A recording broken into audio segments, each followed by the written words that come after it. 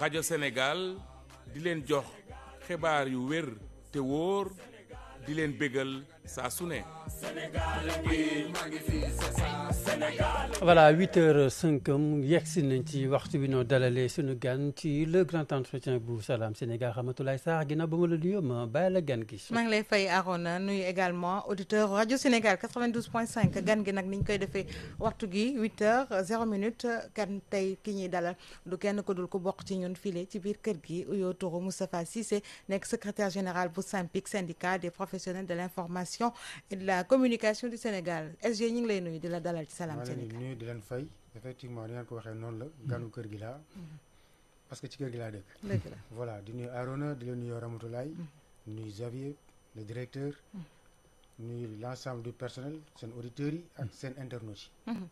alors dañ lay d'abord féliciter ndax boobu ba tey jàkkaarloo ñoo nag yow ci fànn gi nga xamante ni sa nomination ci kaw syndicat bile ngi rek SYNPICS di la ñaanal yan bi oyof lool te tamit liñ ci séntu ñu gis ko bu baax laata nag ñuy ñëw ci SYNPICS ak yooyu dañuy dugg ci li nga xamante ni moom moo xew muy démb lañ ko door muy wàllu jafe-jafe yi nga xamante ni presse bi mi ngi koy dund te ci toog gi nga xamante ni sax ñu ngi koy amal diiru ñetti fan di rek journée de concertation du secteur des médias de la communication en tout cas yow yaa ngi fa woon teew nga fa gis nañu tey jii loo xamante ni lu ñëw la ci waxtu gi. waaw di leen jërëjëfal encore ci invitation bi di wax amin ci ñaan yi depuis nomination bi c'est vrai xëy na peut-être fii laa waroon commencer mais entre temps pour installer woon bureau bi c'était un problème ñu différé ko après il y a des événements qui se sont succédés léegi daal xëy na ci la ko yàlla soo ko dogal dëgg la léegi nag par rapport ak journée de concertation yi amoon démb il y a 2 semaines de cela ou bien moins d'1 mois dañu convoqué au niveau du ministère pour ñu def les thèmes de référence ak waxtaan ci bon man à mon niveau j'avais dit que ce sont des assises bis parce que dama jàpp ni mënuñ fi waxtaanee leneen loo xam ne nekkuloon ci assises yi parce que assises yi wax nañ pendant plus de 6 mois 6 mois yoo xam ni sommité yëpp ñu ngi fi woon toutes les couches étaient représentées léegi nag c'est une initiative heureuse que le président de la République moo ko jël ne nañ waxtaan pour régler le secteur de la presse kon donc nous sommes preneurs te ñu ngi saluer décision boobu démb terme de référence yi ñu ngi ko décidé woon teg nañ ko fa on a commencé les discussions les négociations ak ay secteurs yu ñu teg ci domaine bu ne ay commission du moins mais à notre niveau comme ni ma ko waxee woon sànq c'est bien mais gëm naa ni daal lépp lu fa munti génn day fekk nekkoon na ci assises yi.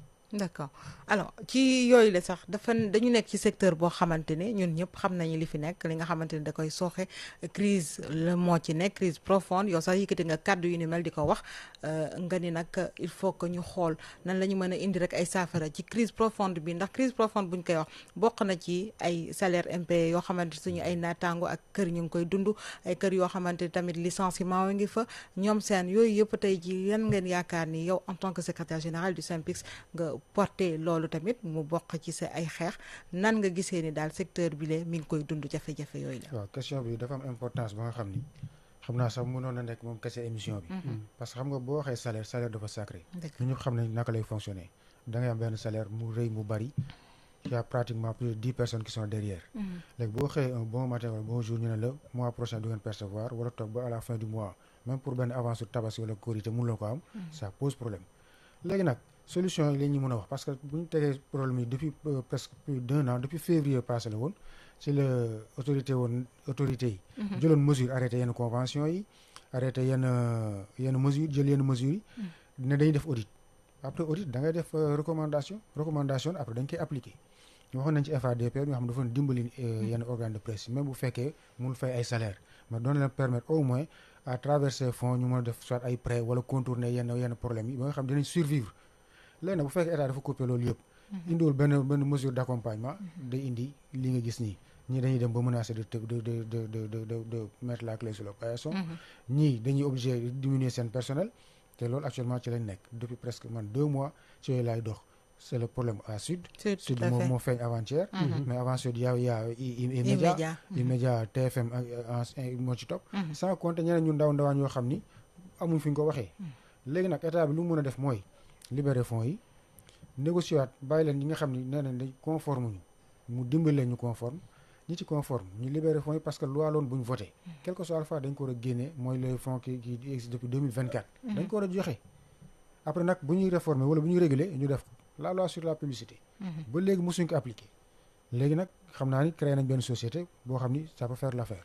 kon donc les solutions sont là mais pourquoi mise en œuvre yi bari yéex foofu la problème bi nekk moo tax léegi am nañ yaakaar ni à l'issue de ces concertations dinañ appliquer lépp lu fa nar a génn. sauf que man inquiétude bi ma ci am mooy. dañ ne dañ koy remettre au président de la république te président de la république ñun kenn ci ñun maîtriser wul calendrier bi. tout à fait kon léegi kañ la ñuy génn ci situation bi. da nga yaakaar ni daal buñ ko joxee dina xaw a yéex xëy na ni ñu bëggee ndax tamit ni nga ko waxee léegi am na ci ñoo xam ne ñu ngi dund jafe-jafe yu métti yor ay kër te yoratuñu salaire ak yooyu buñ ko joxee président ak contenu calendrier am dina xaw a yéex. waaw mun na yéex comme mun na gaaw. mun na gaaw parce que moom moo ko demandé. kon am naa yaakaar ni. bu fekkee moo ko demandé am na ay mécanismes yoo xam ne bu yegsee mun na ko diligenter. mun na yéex parce que tam calendrier am kenn maîtriser wu ko. am na leen également muy tamit lu aju ci wàllu protection sociale dañu gis également ci taskatu xibaar yi ñu ci bëri ñoo xamante ni bénéficié wuñu ci loolu bu ñu amee sax ay feebar ak lu ni mel ñoom ak i seen mbokk ñooy débrouillé wu ci lu ni mel. voilà protection sociale habitat. yooyu yëpp dañu nekk ay projets yoo xam ne actuellement ñun SYNPICS bureau bu bees bi. dañ ko boole suñuy objectif. bëgg nañ à la fin de notre mandat ñoo xam ne képp koo xam ne yaa ngi yëngatu dans le secteur nga am protection sociale bu correct. foofu sax ci lañ defoon ay yenn séminaire pour la loi sur l'information. ak yooyu yëpp quoi. de sorte que benn journaliste wala benn communicant wala benn technicien du nekk dans ce secteur ba pare vulnérable nii. nga liggéey ba nekk à un certain âge munoo sax am kër goo dëkk te xam nga location dafa cher te loolu dafay diminuer sa capacité de production. il faut nga ne dans de très bonnes conditions. ça se fait un peu partout. da ngay dem Côte d'Ivoire bi waa RTI bi leen fi recevoir bi ñu waxee seen budget on n'en revenait pas. donc c'est l'occasion pour man fii ma toog nii ma defaat un appel à l'État commencé ko fii parce que démb génn naa am ñoo ma ne ce discours c'était bien mais ci fin bi tu as pressé pour la RTS mais déedéet vous n'avez pas compris. RTS c'est l'utilité publique te tout le problème là gis nga bés bu ñu régler financement wu RTS ñu délaissé ko d'une partie de la publicité reversé ko sur le privé di ngeen gis le problème sera réglé te c'est la réalité.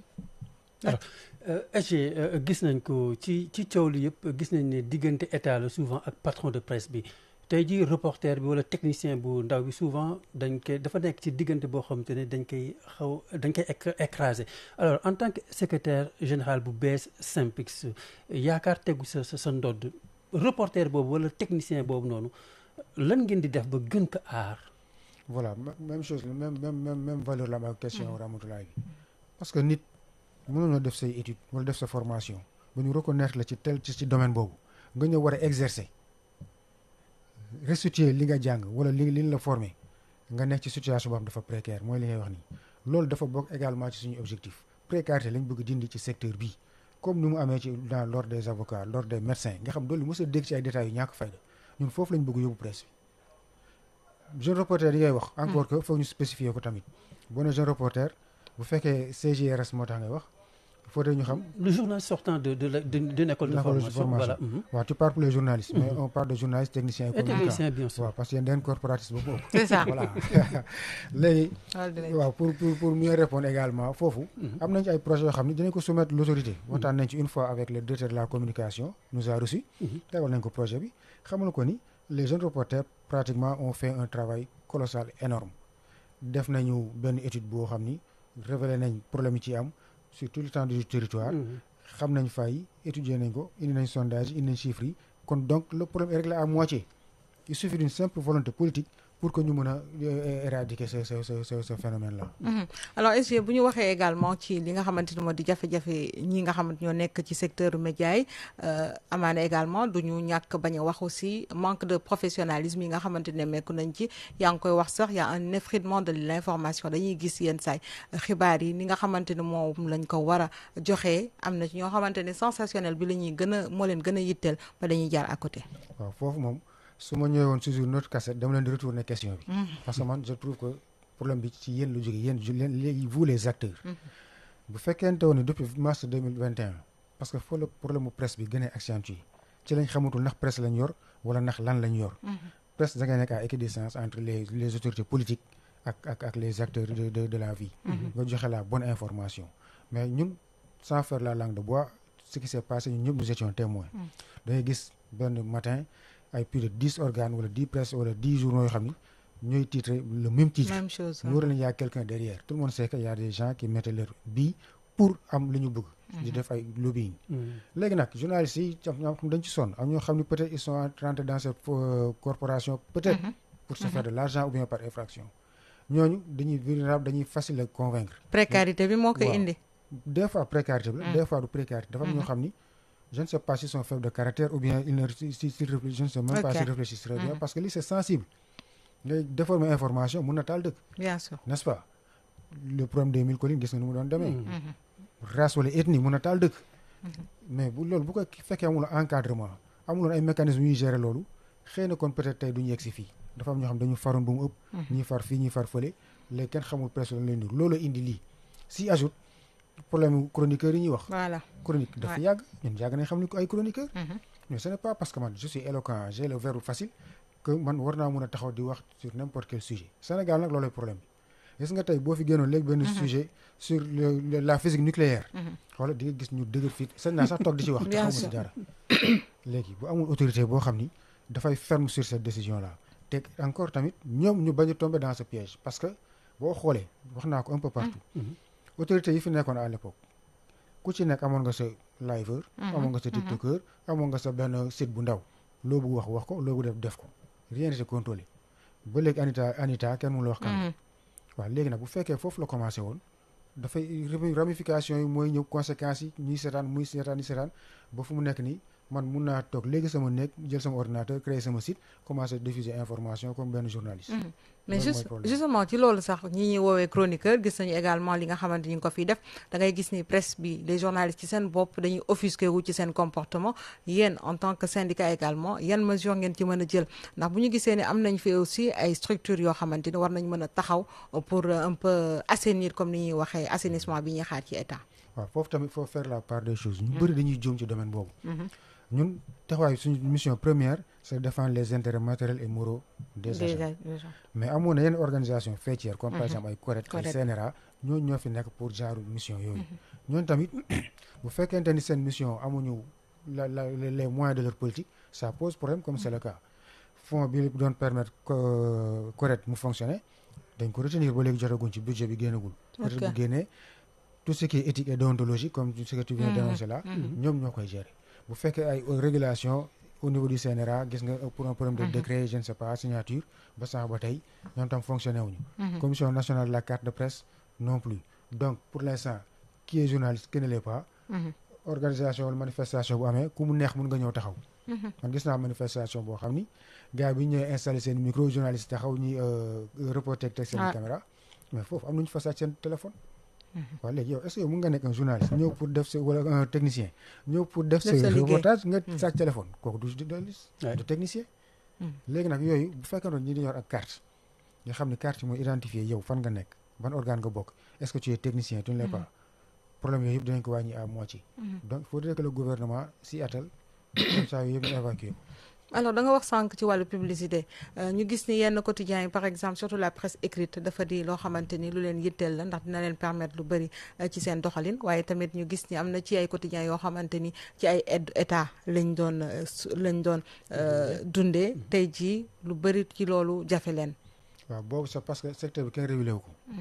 moo tax tey yow da ngay ubbi sa organe man sama xarit nga. boo ñëwee man lépp lu mu am comme kii convention dama koy signer pour te permettre nga mën a vivre comme ñëpp. bu fekkente ni nag man aw ma benn relation ak yow ma bàyyi la ko compétir comme ñeneen ñi. c'est ça le problème léegi publicité bi mooy faire vivre ce secteur. moo tax loi bi ñuy wax ñu ngi koy mettre en œuvre dafa war a gaaw génn ñu xam kan moo ci am droit comment yi nga ci postuler pour que ce organe au moins mun a am benn souffle de vie. parce que même ñun au niveau de la RTS ñu seetee la publicité liñ ci engrangé yëpp. peut-être tey duñ toog fii le matin di wax. ah oui parce que. comme on dit rek l'argent c'est le nerf de la guerre. dafa am yoo xam ni par exemple au niveau de la RTS budget bi au mois de boo ko defee janvier. bu génnee mars octobre budget bi épuisé nañ ko. même pour payer les salaires c'est la croix et la bannière octobre novembre décembre da ngay débrouiller rek déjà yi fi mos a jaar yëpp ils ont vécu ça te ba léegi tant que amuñu un financement conséquent mënuñ génn ci gouffre boobu. donc publicité moo lay pallier moo lay mën a permettre nga mën a contourner yenn difficultés yi. hormis ça ñu gis également wàllum relation presse état ñu gis liberté de la presse dafa di loo xamante ni peut-être mën nañu ne li ñu daan gisee journalistes yi ca njëlbeen peut-être avec le précédent régime niñ daan def yenn journalistes yi jàpp tëj et tout ça ba tey bu fekkee am na est-ce que tey liberté de la presse mën nañu wax ni lu nekk la file ci réew mi. waaw liberté de la presse man dama koy apprécier d'une autre manière parce que ñëpp xam nañu bu ngeen leen di jàngal journalisme saa yu leen tegalee liberté tegalee leen responsabilité à côté. responsabilité nag kenn du ko jàngal nit. donc koy xam ni lii sa droit la lii sa devoir la nga def sa devoir après nga réclamer say droit c'est que bu ñu naxantewu rek. xam nañ ni képp kuñ fi jàpp tëj la c'est parce que am nga loo def. loolu la ñëpp doon wax léegi nag à l'époque amoon nañ ce qui s'est passé ci dëkk bi dafa nekkoon ci benn situation de conflit boo takkee brassard version rouge jàpp la nga sol maillot version rouge ñu jàpp la boo waxee Pastef ñu jàpp la loolu moo fi nekkoon léegi loolu dañ ko xeex warutuñ ko gisaat sous une autre forme yeneen ñi tak mooy ça dépend ci article yi ak nu ngeen di traité yenn kii yi foofu tamit man je me dis que c'est encore vous les journalistes actuellement dafa mel dañ nekk en pleine phase d'indigestion on consomme tout ce qui nous vient d'ailleurs da ngay jég ñu ne léegi loo wax ne la way ay fake news ay deep fake ay fundraising ay mindset xam nga loolu ay termes anglais léegi yéen lan exactement ngeen am lu ngeen mën a teg sur la table léegi à travers mécanisme yooyu la gars yi commencé di wax lu leen neex def lu leen neex mutation dafa am par exemple bu gën a simple à l'époque dañ lay wax kii gardien la léegi pour faire mieux dañ lay wax kii agent de sécurité la bu dee égóor nga ñu ne non kii technicien de surface la yooyu la différence dañuy rafetal rek quoi ba ci nu mu tuddati les politiciens actuellement boo defee transhumance ñu ne non am na nu ñu ko tuddee mobilité politique tu as vu c'est toujours vous entre vous yéen a war réformer waat encore seen secteur bi xool ñi ci bokk ak ñi ci bokkul. waaw mais SG naa la dagg ndax yow sànq ba tey yaa ngi naan yéen xanaa bootoo ñëpp nag fi mu nekk kii syndicat bi. boot leen ça ne veut pas dire que du ma leen wax réalité bi. waaw parce que bu fekkee yéen a ubbi brèche boobu ñeneen ci bokk dañ ciy kii dañ ciy dugg. te man fi may waxee mooy des journalistes yoo xam ni bu ñu waxee responsabilité ça englobe tout. éviter de consommer tout ce qui vient d'ailleurs mooy li may wax ni. te vous conviendrez avec moi que c'est la réalité. terme bu ñëw rek gars yi utiliser ko topp ci après léegi suba puisque en français dañ la ne le mot n'a de sens que dans son contexte da ngay wax li ñu jàpp la nga noonu ni laa ko interpréter wala li laa bëggoon wax. et justement par rapport à ça ñi nga xamante ni ils sont professionnels ils restent professionnels dañ koy reconnaître mais am na ñoo xamante ni même dans ce métier là dañuy chercher le sensationnel. moo tax ma ne la responsabilité bi. waaw bi nekk à côté de la liberté. c'est très important par exemple fii. ce n'est pas pour vous jeter des fleurs. xam naa ni fii gars yi amuñ sax possibilité. génn en marge de les lignes de éditoriales. xam nga ni fii liberté responsabilité. ak xaw ma sax leneen lu mu ci mën a yokk xam naa ni amoo marge boobu mu doon permettre nga tappale wala wax loo warul wax wala def loo warul def. léegi yenn organes yëpp am nañ personne morale war na la mën a exiger loolu xool profil yi ñuy jël parce que à l'époque suñu delloo tuuti derrière tout le monde voulait être benn Latif Coulibaly. tout le monde voulait être benn Diatou Cissé. ak ñeneen ñi fi jiitu woon ay ñoom Malaay ak bëri nañ quoi ñoo xam ni ay référence lañ ci corporation bi. léegi nag buñ demee ba nga xam ne sensationnel moo ëpp day mel ni tant que defoo fait divers. tu ne passes pas on cherche le buzz xamu pour lan ku ne am nga si site yaa ngi chercher le maximum de vues pour am ay gains derrière il faut qu'on règle tout ça. mais tey avènement réseaux sociaux aussi dafa am leneen loo xamante ni indi na ko ci secteur des médias ñu gis loo xamante ni peut-être concurrence la ñenn ñi di ko dubbee parce que xam nañu ni la vitesse bi nga xamante ni moom la réseau yi dem bokkul ak les médias traditionnels et tout ça mu di également un facteur buy handicapé. c'est très normal parce que technologie buy avancé. da ngay avancé ànd ak moom nga adapté wu. doo xaar ba mu jiitu la nga toppaat ci parce que rythme bi muy dawee c'est très normal bu fekkee da nga nekk à la traîne. doo comprendre man si je me souviens en 2010 je pense dama demoon Inde quand j'ai vu là-bas ñoom ni ñuy defee télévision avec le digital bi ñu wax actuellement 2010 laa wax de 2010 te ñu sommes en 2025 léegi loo wax ñu ne digital en 2010 la woon si ma mémoire est bonne. ok gis nga information yi gis nii Salam Sénégal le grand nga après nga gis logo bi après ñu leen invité bu nar a ñëw après jox la heure yi loolu laa fa gisoon bi ma ñëwee ma wax ko fii non loolu day saturer antenne bi logo bi rek doon mais léegi xool da ngay xool écran bi tu as toutes les informations 15 ans après voilà kon donc rythme mi muy fonctionner moo graaw nit ñi foog ñi adapté wu réseaux sociaux yi du nit moo koy arrêté IA bi gis nga ko nu muy fonctionner demain sax attendez-vous à ce que ñu jël ay robot teg fii ñu def émission yoon du ngeen ñëw loolu yëpp mën na nekk kon donc problème d'adaptation la quoi. alors SG sànq brossé nga RTS yow doomu kër gi nga am na loo xam te ne aussi dana intéressé auditeurs yi même ba ci sax ñi nekk ci RTS kër gi dafa am njiit lu bees gis nañ ko travailleurs yi am nañ yenn acquis yoo xam te amoon nañ ko tey jii ñàkk nañ ko mën nañ ko waxee noonu ñu ngi si jamonoy redressement et tout loolu lan ban commentaire nga ci am ak peut-être en tant que syndicaliste ban dalal xel ngay indil liggéeykatu RTS yi. waaw xam nga il est toujours difficile de parler de soi wala de wax ci li nga bokk. mais je suis à l'aise ci question bi parce que dama ci nekkoon acteur di féliciter encore une fois DG bi Pape Alé moom la fi yàlla teg ñu koy ñaanal mu réussir mission bi parce que bu réussir ñun tam dañu réussir mais le problème majeur bi ñu am ak moom moo doon accord bi ñu suspendre accord bi dañ ko signé woon ba pare xëy na peut-être nu ñu defoon répartition yi ñu d'accorduñ ci woon parce que bon c'est l'occasion mu nuy Mamadou Moussa Niang ak Cheikh Ibrahim ñoom ñaar ñëpp ay secrétaires généraux lañ ni ñu répartir woon yenn montants leen d'accord woon mais ci signature bi on était d'accord bon bi mu ñëw def ko suspendre parce que amuloon arrêté yi génnagul woon léegi il fallait tout faire pour que arrêté yi génn loolu rek ma la woon arrêté yi bu génnoon foofu am nañ acquis boo xam ni kenn mun ci revenir beneen bi mooy avance tabaski état man fi laa ko fekk ñëpp fi lañ ko fekk xam yoo xam ni peut-être avant di surseoir da ngay waxtaan ak nit ci préparer leen xam leen lii kat peut-être amoon na fi mënutu fi am parce que mais boo xëyee benn suba rek nga dindi ko ça pose problème te gis nga tant que communication amul ci jafe-jafe la ñuy dëkk bëri na mesures yu bëri yoo xam ni déjà mu ngi koy jël peut-être dañ ko conseiller peut-être moom moo dem ak conscience su boppam pensant bien faire mais des fois ça ne passe pas te boo defee diagnostic bi ci kër gi di nga gis ni ba léegi agent yi ku ci nekk yaa ngi xaar dara Pape Alé ñu ne ko lii laa defal agent RTS que boobu ba léegi liggéey baa ngi dox les agents se tuent émission yaa ngi dox ñi yaa ngi dem mission ça fonctionne l'écran fonctionne la radio fonctionne la télé fonctionne les sites fonctionnent donc agent yi ku ci nekk bëgg nga au moins am benn niveau de vie bu lay permettre nga mun a améliorer sa capacité de production te loolu yëpp mu ngi nekk ci sa condition de vie ñu améliorer ko d'abord nga war a liggéey si nga am sa conscience ni man aw ma problème mu dépense wala aw ma problème mu carburant su ma wàccee tey su ma demee war naa am fu ma añee décemment parce que bàyyi naa dépense sama kër mais war naa añaat tam pour mun a continuer sama liggéey su ma wàccee war naa loolu mooy tax nga rentable ci liggéey loolu bu àndul ak waxtaan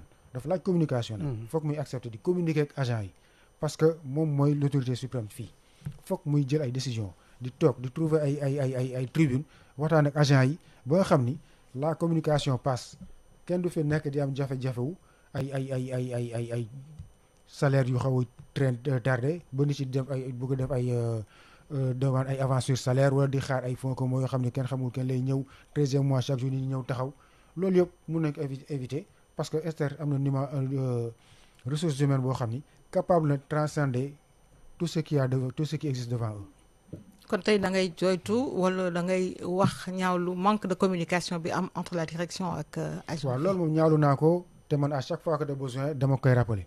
ne ko il faut que muy communiquer davantage avec les agents parce que sans la communication. La rumeur s'installe te xam nga rumeur moom fu mu xas boo dugg ay détails finalement mu nekk benn kii bu global après day mel ni réalité te loolu tam mun na yàq lu bëri il ne lui coûte rien muy waxtaan ak agent yi il a des directeurs il a des collaborateurs à défaut moom fekkee amul jot wala il est trop pris ñooñ tamit ils peuvent discuter avec les agents parce que yenn information yi peut-être moom amul temps joxe ko wala mun ko def mais il appartient à ses collaborateurs pratiquement à ses directeurs de donner l'information après ñooñu wàccee ko mu dem à la base à défaut également nous sommes des délégués on représente le personnel nga woo leen nga wax ak ñoom ñu nekk intermédiaire entre eux avec les délégués loolu y a pas et justement est-ce que yéen ci yenn point am na doo xamante peut-être souligner ngeen ko soulever ngeen ko ou bien ngeen envoyer ko même si vous n'avez pas la possibilité toog ak moom pour wax ko bon am nañ possibilité toog ak moom parce que les rencontres statutaires ont débuté depuis 2 mois parce que texte yi moo wax ni l'autorité doit rencontrer les délégués au moins une fois par mois pour discuter des problèmes qui existent dans cette maison commencé nañ ko ci ambiance bu correct bu normal dafa gum nañ je pense 2 séances te séance bu ci nekk permettre na ñu régler quelques problèmes yan problème par exemple mutuelle bi passé mutuelle bi ñu fay ni à élargir à tous les agents même à ceux qui n'avaient pas adhéré ci foofu lañ ko réglé ak par rapport au bon yenn CDD yi waxuñu ko foon bi passé mais la première fois waxoon nañ ci bañ ne ñu ngi xool nag yan mécanisme lañuy teg parce que dañ nekk ci ay réformes ci yenn secteurs yi par exemple le cas de la RTS 2 ak yeneen réformes yoo xam ne ñu ngi koy def fii ak bi mu defee sa tournée dafa am ay batterie de mesures yu mu am yi dañu war réflexionner station yi ainsi de suite yooyu yëpp on en a discuté kon donc pour l'instant on peut dire que les discussions ont commencé ñu ngi waxtaan ambiance bi mu ngi dellu si ndànk-ndànk étant donné que chaque chose vient à point nommé espérons que dinañ ko ñëw ci dynamique bi. alors lenn laa lay laaj avant ñuy jàll ci français tey ji bañ la nommé gis nañ ci tamit ñenn doon wax naan c'est un technicien la ñu nommé à la tête du SYNPICS tey ji journalistes yi nekkatuñu ci bopp kii bi nan nga dundee loolu yëpp. bon xam nga man dafa moment yoo xam ni du ma ne je ne suis pas imperturbable. mais am na yoo xam ni dama ko dépassé quoi. parce que je suis le secrétaire général de la RTS. mooy section bi gën a mag. ci tout le SYNPICS n'est-ce pas. pendant plus de 10 ans man maa secrétaire général bi. mais fii y a des journalistes et des techniciens. les journalistes yoo doon wax ñoom dañu gën a valoriser journalistes yi nekk fii. parmi journalistes yi nekk fii Racky Noël elle donne des cours au CESTI. Racky accepté na man ma nekk secrétaire général. François Xavier mii accepté na ma nekk secrétaire général ak ñeneen ñoo xam ni dañuy joxe cours CESTI di jàngal ñooñu bu ñu mënee accepté ma nekk seen secrétaire général kon ñooñu bu ñuy wax dama koy def sous le signe de l'ignorance rek peut-être ils n'ont pas compris. indifférence totale. waaw non pas indifférence peut-être ils n'ont pas compris parce que c'est très normal dans un secteur bu mel ni la presse. amul benn technicien bu mës a diriger le SYNPICS. bu amee lu bees foog ñoom ñu am interprétation yu xaw a compliqué. mais à l'époque Tafa Diop s'il n'était pas devenu DRH il serait le premier technicien peut-être. Lui s'il n'était pas devenu directeur il serait le premier secrétaire technicien. kon donc ci man la tombé quoi. léegi section bu kër gi RTS moom ndax da nga koy bàyyi. obligatoirement. parce que mënoo nekk deux fois bon. annoncé naa ko cumul de fonction la ñuy non def ma cumul moo tax bëgguma ci yoon prononcé wu. D'accord. mais heureusement. le 1er mai devant tout le monde. bi may dem palais j'avais demandé à Cheikh Birahim de l'annoncer. Il l'a annoncé devant tout le monde. léegi ñu ngi xool formalité yi ñuy def pour organiser. Assemblée générale bi comme ça nga xam ni man. da ngay libéré wu bu RTS. complètement. D'accord. Alors on va rebondir sur quelques points en français par rapport justement à la tenue de ces journées de concertation sur dans le secteur de la communication des médias en gros. Aujourd'hui il y a crise profonde dans ce secteur, vous l'avez évoqué notamment, et il faut dire que c'est des journées qui se tiennent sur 3 jours qui ont commencé hier. Oui, avant de répondre à votre question, permettez-moi de souhaiter bonne chance à tous les enfants qui font le CFOG et l'entrée en 6e. Tout à fait. Voilà, ces 3 journées de concertation sont initiées par le ministère de la Communication. Sous les directives du président de la République, qui l'a dit en Conseil des ministres. Parce que ça fait 1 an que ce secteur est dans de sérieux problèmes. Certains organes sont presque au bout de la faillite, d'autres ont presque déposé la clé. Donc nous ne pouvons que nous en féliciter et remercier le président pour cette initiative. Ces 3 journées permettront, à mon niveau ou au niveau de la... Par exemple, je voulais faire une petite précision. Hier, j'étais là-bas en tant que représentant de la CAP. D'accord. Mais pas du SYNPICS. Sous cette casquette. Voilà, j'avais oublié de faire cette précision. Donc, nous avons créé les commissions. Nous sommes dans les commissions, comme ça doit se passer correctement. Et à l'issue de ces concertations, nous osons espérer que tout sera diligenté. Mais nous n'attendons pas à beaucoup plus d'innovation, à part les annonceurs, les créateurs de contenu qu'on a ajouté là-dessus, et la loi, je pense, sur la publicité. Sinon, tout a été dit et redit dans les assises. Alors, le secteur de la presse va mal, très mal. On a vu également les difficultés que rencontrent certains de nos confrères de Sud Quotidien, bien sûr, Quotidien, c'est bien ça, E-Média, TFM et j'en passe. Aujourd'hui, qu'est-ce que vous pouvez faire à votre niveau pour justement parler avec les autorités? Oui, nous avons entamé les discussions avec les autorités depuis notre installation. On a tenu 2 séances avec le DIRCOM et avec les acteurs eux-mêmes. La dynamique, ou bien nous osons espérer que avec ces concertations, ce sera vraiment définitivement réglé. Parce qu'à l'arrivée de ce nouveau gouvernement, ils ont suspendu les conventions sans accompagnement. ils ont arrêté certains, comment dirais-je, ils ont demandé à certains sites d'arrêter la division pour non-conformité. Bon, heureusement que la justice a tranché sur ce point. Mais il n'y a pas à jubiler parce que demain, ils peuvent revenir pour exiger de ceux qui ne sont pas conformes d'arrêter. Et à partir de ce moment, on ne dira pas que la loi est partisane ou partiale. Voilà. Ces organes sont dans des difficultés parce qu'ils avaient des conventions qu'on a arrêtées. Le FADP ne fonctionne plus et ils n'ont plus de budget. Ça pose problème parce qu'ils n'ont plus de marge de manœuvre. Le format actuel que utilise toute la presse n'est pas viable, ni viable ni fiable. Il faut des réformes profondes pour dépasser ces problèmes-là. Alors, le secteur, même si le secteur va mal, cela ne t'empêchera pas également de dénoncer certaines pratiques de confrères. Vous avez même parlé d'effritement de l'information. Moi, particulièrement à mon niveau, je l'ai toujours dénoncé. Avant d'être secrétaire général national, je l'ai toujours dénoncé. J'ai dit que cette presse-là, la manière dont elle traite l'information est différemment, est complètement, est diamétralement opposée à ce qui devait l'être. Parce qu'on ne peut pas se lever du jour au lendemain, créer son propre site et commencer à diffuser de l'information sans formation, sans information fiable, sans vérification, sans traitement ni rien. Il appartient maintenant aux autres instances faîtières. Malheureusement, ils n'ont plus pas de budget de fonctionnement. Par exemple, je vais citer le CORED et le CNRA. S'ils étaient toujours opérationnels, peut-être qu'ils pouvaient en ce moment éviter certaines choses. Mais ça découle de notre politique, de notre gouvernement qui avait ouvert les vannes et que c'était la boîte à Pandore. Vous dénoncez un manque de professionnalisme aussi? Oui, totalement. Parce qu'une information doit être vérifiée. Nous avons vu ce qui s'est passé au Rwanda. Et pour éviter ce genre de choses-là, il faut vraiment que l'autorité s'y mette. Éviter que, c'est comme dans la médecine, tout le monde ne peut pas être médecin, tout le monde ne peut pas prescrire des ordonnances ou bien des médicaments. Vous avez fait des formations pendant X années. Vous avez fait des stages. On vous a appris à être responsable par rapport à votre statut de liberté. Vous devez être responsable, savoir ce qu'il faut dire et ce qu'il ne faut pas dire. Dans un pays organisé, c'est comme ça que ça fonctionne. Donc, nous continuons à dénoncer ça. Et nous osons espérer qu'à travers ces 3 jours de réflexion, tout ceci appartiendra au crépuscule. Et dans le même sillage de dénonciation, vous êtes la maison, la RTS, un manque de communication entre la direction et les agents, vous l'avez évoqué. Voilà, je l'ai évoqué tantôt en Wolof, c'est une réalité. Le DG ne communique pas assez avec ses agents, les collaborateurs non plus, et ça laisse place à la rumeur.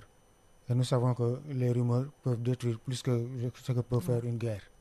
Donc, nous demandons, pas exiger, nous demandons d'être beaucoup plus ouverts, beaucoup plus communicants et de se rapprocher davantage de ces agents. Parce que les agents ne demandent que ça. Ils se tuent à la tâche. Le travail marche. L'antenne fonctionne 24 heures sur 24. Donc, il appartient à lui d'impulser. Il a commencé à le faire, mais à côté de cela, il y a le social. Le social est très important. Pour être performant, il faut avoir un esprit libéré, c'est-à-dire savoir que je vais au boulot dans l'optique de donner le meilleur de moi-même. Mais pour ce faire, il faudrait que vraiment que je n'ai pas d'autres soucis. Je pensais que je n'ai pas de carburant pour y aller. À midi, je n'aurai pas de quoi manger, ou bien je n'aurai pas où manger. Tout ça, parce que vous voyez que le bâtiment n'est pas prêt. Nous sommes ici dans la précarité, dans la promiscuité. À la longue, ça s'effrite et puis les esprits ne vont pas être productifs. Et par rapport à la Convention? Oui, par rapport à la Convention, voilà, c'est le nœud de la guerre. Ça, nous y tenons. Et lui, il le sait. Nous avons commencé les négociations. Je pense que par rapport à la partie qui nous reste, peut-être dans 2 à 3 séances, logiquement, on doit boucler cette convention. Parce que logiquement, on ne devait pas la suspendre. Mais juste essayer de trouver les arrêtés qui manquaient. C'était ça le problème. On était d'accord sur cette signature. Il fallait juste faire une autre organisation, revoir les montants alloués à certaines catégories et les reverser pour les catégories moyennes. Alors, toute dernière question, comment avez-vous vécu ces critiques lors de votre nomination comme secrétaire général du SYNPICS? Bon, un technicien à la tête des journalistes. Voilà, c'était inédit, c'était pour la première fois depuis l'histoire du SYNPICS. Je m'en félicite, je rends grâce à Dieu. Bon, peut-être que si Tafa Diop ou Lucky Patrick Mendy n'étaient pas devenus directeurs en leur temps, ils seraient devenus les premiers techniciens à être secrétaire général du SYNPICS. Mais ça ne me dérange pas. Je comprends ceux qui émettaient ces critiques. Je les comprends parce que j'ai toujours dit que je suis le secrétaire général de la RTS, et ça depuis 10 ans. À la RTS, il y a des journalistes qui donnent des cours au CESI, qui enseignent même à ceux qui disent ça. Je peux nommer François-Xavier Thiaw, votre directeur actuel, Racky Noël Wane et j'en passe, les Thior. Ils ont accepté que je sois le secrétaire général pendant plus de 10 ans. Donc si ça vient d'ailleurs, ça, bon, je ne dirais pas que ça me laisse de marre, mais ça ne me dérange pas. Et la section maison la section maison, je ne veux pas en parler parce que je suis pratiquement, on peut dire que je ne suis plus le secrétaire général. Je ne peux pas cumuler les deux fonctions. Une assemblée générale sera organisée bientôt et quelqu'un d'autre va me remplacer. Alors, merci et bon vent, SG. Donc, voilà, c'était Moustapha Cissé, le secrétaire général du SYNPICS. Salam Sénégal vous remercie. C'est moi qui vous remercie. Merci beaucoup Moustapha Cissé, secrétaire général du SYNPICS. Lu ñu waxtaanee ak sunu gan gi nag dañuy may Seydina Aline Diop mu toog fi ubbi leen bu mu jokkoo bi ngeen mënta réagir. Ñu lay jaajëfal également bu baax Ramatoulaye Sarr Salam Sénégal di dellu si suba ak jàmm incha allah. Salaamaaleykum Sénégal ngi maaleykum salaam Sénégal ngi nanga def sawa Sénégal ngi maa ngi fi c'est ça Sénégal ngi salaam. Radio Sénégal fait sa mue, une mue pour le meilleur et pour votre bon plaisir. Sur Radio Sénégal, le soleil se lève dès 6h du matin. Tous les jours, Salam Sénégal, avec de l'info, des archives sonores et des chroniques sur le quotidien du Sénégal.